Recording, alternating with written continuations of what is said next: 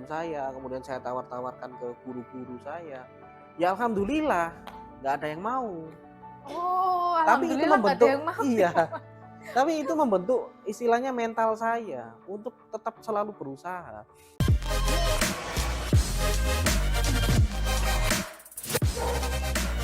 Selamat datang Kak, ada yang bisa kami bantu?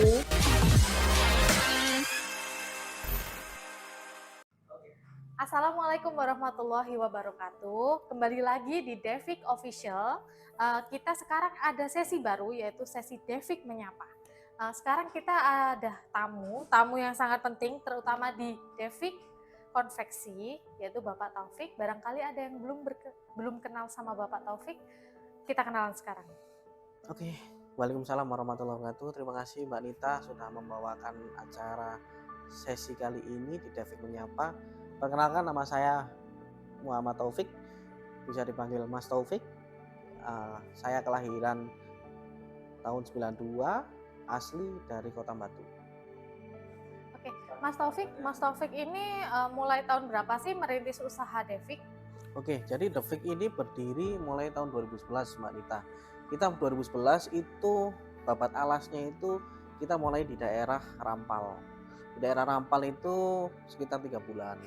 Kemudian kita pindah lagi di daerah Jalan Terusan Sulfat, kemudian pindah lagi 5 tahun di Jalan Jaka Jayana. Kemudian akhirnya kita udah pindah di sini di Jalan Brigjen Slamet Riyadi nomor 10 itu mulai tahun 2021. Oh, jadi Ya, pindah-pindah tempat ya Mas Taufik pindah-pindah ini ya? tempat karena alhamdulillah ya dari waktu-waktu mulai dari pegawainya kita cuma satu, kemudian kita dari berkembang nambah satu lagi, kemudian bisa produksi sendiri. Dulunya kita pakai vendor orang lain, sampai sekarang ini kita jadi satu tempat semua, jadi terintegrasi dengan baik semua dalam satu lingkup kerja. Oh, jadi Mas Taufik ini merintisnya mulai dari 2011 Ya, dan tempat pertama itu ada di Rampal. betul. Kalau boleh tahu Rampal sebelah mana itu, Mas? Jadi kita ada di Rampal itu, kalau Mbak Nita tahu nggak Provos TNI itu loh. Iya. Nah itu kan ada gang masuk tuh.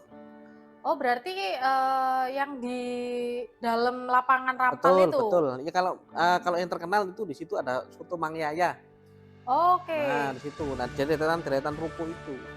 Dulu awal mulanya merintis di situ. Ya dulu itu sekitar 3 bulan lah di situ Mbak Nita. Berarti Mas Taufik ada di tempat pertama yaitu di Rampal itu cuma 3 bulan. Kenapa kok cuma 3 bulan, Mas? Kenapa nggak dilanjutkan lagi ke bulan selanjutnya? Jadi perjuangan kita itu memang sangat berat ya di 3 bulan pertama itu. Bulan pertama itu kita secara omset itu cukup ada buat perputaran. Di bulan kedua itu omset menurun karena secara strategis tempat itu memang kurang mendukung. Kemudian lagi kita dulu kan awal-awal itu pakai vendor konveksi lain ya. Jadi kendala itu awal-awal merintis itu banyak sekali. Oh, jadi dulu Mas Taufik itu masih belum mempunyai produksi sendiri ya? Berarti Belum. masih melempar sana sini Betul, mulai beli kain sendiri, kemudian di tempat yang berbeda. Habis beli kain, dilempar lagi ke tempat orang penjahit, dilempar lagi ke tempat orang sablon atau bordir, terus diambil lagi tak packing sendiri. Oke. Gitu dulu. Oh, jadi Mas Taufik ini berdiri mulai 2011. Kalau sebelumnya Mas Taufik terjun di bidang konveksi, Mas Taufik itu apa pernah bekerja di bidang lain sampai bisa jadi alhamdulillah sebesar ini sekarang? Jadi kalau secara bekerja sebelum bidang usaha, buka usaha sendiri ya, dulu itu saya pernah kerja juga di dunia konveksi selama 1 tahun. Tapi mulai kecil saya itu sudah dididik sama orang tua untuk bisa berusaha sendiri, mencari uang sendiri. Sampai saya sendiri juga sebenarnya ada kemauan, mulai dari SD, SMP, SMK saya itu juga usaha Mbak Nita. Mulai dari jualan, kalau zamannya SD ya, mungkin Mbak Nita mungkin mengalami atau enggak, jualan kelereng. SD itu saya udah jualan kelereng, udah jualan umbul kalau mungkin teman-teman yang tahu. Bagi teman-teman yang nggak tahu umbul itu apa, umbul itu adalah permainan kartu zaman dahulu. Ya betul, sama kartu. Terus kemudian di SMP saya juga menawarkan Mbak Nita. Jadi dulu itu kan zamannya LKS ya. Kalau sekarang nggak tahu sih, mungkin perkembangannya seperti apa. kalau dulu itu ada LKS. Jadi om saya itu salah satu marketingnya perusahaan percetakan penerbit majalah atau LKS itu. Nah, saya minta nih barangnya dari om saya, kemudian saya tawar-tawarkan ke guru-guru saya. Ya alhamdulillah, nggak ada yang mau. Oh, Tapi itu alhamdulillah nggak ada membentuk, yang mau. iya. Tapi itu membentuk istilahnya mental saya untuk tetap selalu berusaha. Kemudian SMK saya harus membantu ibu saya. Mulai ya kalau teman-teman dulu mungkin ya ini ya apa ya, wajar lah kalau teman-teman di desa mungkin bantu ngarit lah istilahnya, bahasa ngerumput Mbak Nita, ngerumput. Kemudian dulu juga orang tua saya kan jualan di pasar, jualan apa itu jemblem. Nah saya kalau misalnya sore itu deplok jemblem Mbak Nita, deplok jemblem sampai tangan ngapalan ini sudah biasa. Ya teman-teman desa mungkin udah biasa lah itu hal itu. Bagi teman-teman yang nggak tahu jemblem Iya. itu adalah bola ubi, dalamnya Bola itu ubi. biasanya ada gula merahnya. Nah betul. Cuma kebetulan yang saya dulu nggak ada gula merahnya di dalamnya. Mbak Nita. Pertanyaan selanjutnya, kenapa sih Mas Taufik itu lebih memilih mendalami bidang konveksi? Oke, jadi bisa dikatakan saya itu dari SD itu hanya punya keinginan untuk sukses gitu loh Mbak Nita. Jadi nggak tahu sukses itu arahnya jalannya kemana itu nggak tahu. Entah itu jadi pekerja, entah itu jualan apa, atau jadi petani atau apa, nggak tahu. Pokoknya cuma cita-cita kepingin sukses gitu aja. Cuma dulu itu saya ingat dulu waktu sekolah, waktu SD pulang sekolah itu, saya melihat teman saya itu angon bebek. Itu bebeknya itu banyak banget. Sampai DE itu sama orang tuanya itu bantu sukses. Nah saya kepingin seperti itu, tapi nggak tahu jalannya. Nah akhirnya, alhamdulillah, waktu saya udah lulus SMK, saya juga inginnya waktu itu bisa komputer, jadi desain komputer gitu Mbak Dita, desain grafis, ngambil jurusannya SMK di desain grafis. Kemudian dari situ peluang apa sih yang dapat diciptakan dari jurusan desain grafis itu? Dulunya juga nggak tahu ini peluang apa, cuma pengennya bisa komputer gitu aja, pengennya bisa komputer gitu. Akhirnya ketika udah lulus SMK, di situ udah muncul peluang-peluang untuk usaha konveksi itu tadi. Karena saya dulu magangnya di bidang konveksi, di tempat konveksi. Di situ saya melihat, mengamati prospeknya konveksi itu seperti apa, belajar. Kemudian habis lulus, akhirnya kerja juga di konveksi yang tempat saya belajar juga dulu. Akhirnya di situ saya menilai ini prospek, ini bisa dapat cuan di sini. Akhirnya saya mencoba terus, ternyata alhamdulillah ada hasilnya. Walaupun banyak sekali kendala, apapun itu wajar lah. Berarti yang berperan besar juga dalam usahanya Mas Taufik ini adalah tempat magang Mas Taufik yang Iya, saya juga sangat berterima kasih kepada tempat magangnya saya dulu. Saya sangat terima kasih sekali saya diizinkan untuk magang di sana, belajar di sana, menggali ilmu yang sangat luar biasa lah. Gitu Mbak Nita. Ngomong-ngomong ini kan tempat konveksinya Mas Taufik kan namanya Devik. Ya. Devik itu ada artinya nggak sih? Arti khusus nggak sih? Oke, Devik itu singkatan dari kata the dan fix Mbak Nita. Entah itu benar atau enggak ya, itu fix. Oh berarti itu diplesetkan lah. Ini berarti istilahnya dulu itu bikin namanya itu awur-awuran ya? Istilahnya ya awur-awuran, karena orang itu kan customer itu kepinginnya order itu harus fix, harus tuntas, harus sesuai yang diinginkan. Akhirnya kan di situ fix. Akhirnya ngambil dari kata itu the fix gitu. Dari kata the fix ini yang tadinya awur-awuran ternyata menjadi berkah sekarang. Amin, amin insyaallah Mbak Nita. Ngomong-ngomong nih Mas Taufik, ya. Siapa sih yang paling berperan penting dalam kehidupannya Mas Taufik dalam membangun usaha ini? Tentunya banyak sekali yang sangat berperan penting Mbak Nita. Yang pertama itu saya ucapkan terima kasih banyak kepada kedua orang tua yang pasti. Kemudian kepada istri saya dan juga anak-anak saya. Jadi istri saya ini alhamdulillah juga sudah mensupport saya mulai dari dulu babat alas sampai sekarang, menemani dari suka duka, alhamdulillah. Kemudian bantuan doa restu orang tua tidak pernah bisa dilupakan, tidak bisa dianggap sebelah mata. karena restu orang tua itu yang bisa menjamin kita untuk sukses ke depan, keberkahannya. Kemudian dan yang pasti adalah tim di dalam The Fix itu sendiri.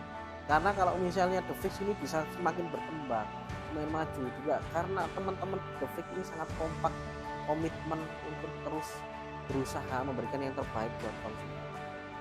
Akhirnya itulah yang terus menjaga kita konsisten sampai saat ini. Alhamdulillah, semoga sampai kedepannya nanti sampai yaumul akhir. Amin. Ini pertanyaan yang paling penting, mungkin para pemirsa di sana itu juga penasaran, netizen penasaran. Netizen. Konveksi ini bisnisnya ini menjanjikan nggak sih? Oke, jadi secara menjanjikan atau enggak itu tergantung dari usaha teman-teman sendiri, Mbak Nita. Kalau secara bidang sih menurut saya menjanjikan. Jadi nggak menutup kemungkinan peluang untuk teman-teman untuk berwirausaha juga di bidang konveksi. Kenapa? Karena kita juga udah melihat kan setiap orang di Indonesia ini, setiap warga negara udah kan pasti pakai baju. Dan baju itu udah pasti kan juga dijahit kan. Dan itu pasti membutuhkan jasa konveksi atau kelasnya garment. Udah sampai perkembangan nanti jauh pun juga pasti tetap dibutuhkan jasa jahit menjahit. Jadi istilahnya model baju itu nggak ada matinya lah Mbak Nita. Jadi dalam jangka panjang itu usaha garment atau konveksi itu sangat menjanjikan sekali. Kita juga udah lihat orang-orang luar negeri, orang-orang yang udah besar pun, garment-garment yang besar pun juga tetap bertahan. Berarti kan itu membuktikan bahwa potensi untuk semakin besar kan ada. Kan ada contohnya kayak gitu Mbak Nita. Jadi buat teman-teman yang mau untuk berwirausaha di bidang konveksi, monggo silakan. Kalau mau datang ke The Fix, pengen belajar, pengen tanya-tanya, monggo. Kita sangat terbuka lah Mbak Nita. Kira-kira Mas Taufik sendiri apa nggak takut ya? Sekarang kan usaha konveksi juga semakin menjanjikan. Pesaing juga semakin banyak di mana-mana. Mungkin ada juga yang lebih besar dari The Fix. Kira-kira ada tips dan trik nggak sih dari Mas Taufik sendiri untuk menjalankan usaha ini agar bisa tetap berdiri kokoh? Oke, jadi untuk supaya kita bisa sustainable dengan perkembangan zaman, yang pertama kalau rezeki kan udah dibagi Mbak Nita, udah sama Gusti Allah kan udah dijamin ya. Jadi kita nggak perlu takut. Orang jualan aja dempet-dempetan gini aja udah lakunya sendiri-sendiri, udah ada pelanggannya sendiri-sendiri. Jadi kita nggak perlu takut masalah rezeki. Untuk kita The Fix untuk supaya tetap konsisten sampai ke depannya, sustainable sampai ke depannya, kita harus terus mengikuti perkembangan zaman. Mulai dari segi promosi, segi marketingnya, ya kan, marketing atau promosi, kemudian dari segi alat-alatnya, mesin-mesin yang memadai. Semua sekarang udah ada mesin sublim yang besar-besar, kemudian ada DPF, sablon-sablon yang udah nggak pakai manual lagi. Nah kita harus terus mengikuti itu, karena kalau kita nggak mengikuti itu, ada permintaan konsumen mau masuk dengan permintaan tertentu dan kita nggak bisa, kan eman-eman Mbak Nita. Ditolak kan eman-eman gitu loh. Dari segi bahan juga kita harus terus update, dari segi visi misi konsisten, dari segi variasi bahannya yang sekarang lagi ini tuh apa sih. Nah itu harus terus diikuti Mbak Nita. Jadi nggak bisa kalau kayak dulu pemasaran hanya konvensional, itu nggak bisa kalau sekarang. Karena perkembangan zaman digital pun juga sangat pesat. Kalau menurut Mas Taufik sendiri nih, di konveksi The Fix ini keunggulannya apa sih? Kalau di The Fix itu secara keunggulan, yang pasti kita 100% bergaransi Mbak Nita. Jadi mulai dari pertama, dari proses desain, proses teman-teman yang nggak bisa desain, teman-teman yang bingung desainnya seperti apa, kita udah memberikan pelayanan yang terbaik di situ. Kita menjelaskan mulai bahan yang tepat, yang terbaik untuk konsumen, yang cocok untuk kebutuhan konsumen, kemudian desainnya yang terbaik seperti apa, variasinya, peliputnya. Kemudian kita masuk dalam tahapan produksi. Hasil produksi kita pastikan sama dengan keinginan konsumen. After salesnya setelah diambil kita tetap memberikan garansi 1 minggu. Kemudian dari segi sablon bordir kita mengikuti perkembangan zaman. seperti itu Mbak Nita. Kemudian dari segi apa lagi ya, eh, yang jelas kepuasan konsumen itu yang paling utama, karena kunci dari setiap usaha adalah pelanggan konsumennya itu. Kalau setiap usaha nggak ada konsumennya, nggak ada pelanggannya, kan juga nggak bisa terus sustainable. Berarti adalah pelanggan adalah raja. Pelanggan adalah raja, masuk juga itu. Gitu. Oke teman-teman, mungkin sekian sesi kali ini. Bagi teman-teman yang penasaran atau ada pertanyaan lebih lanjut, boleh komen di bawah ini atau langsung datang ke Devik juga bisa di Jalan Brigjen Slamet Riyadi nomor 10 Kota Malang. Bye-bye. Assalamualaikum warahmatullahi wabarakatuh. Waalaikumsalam warahmatullahi wabarakatuh.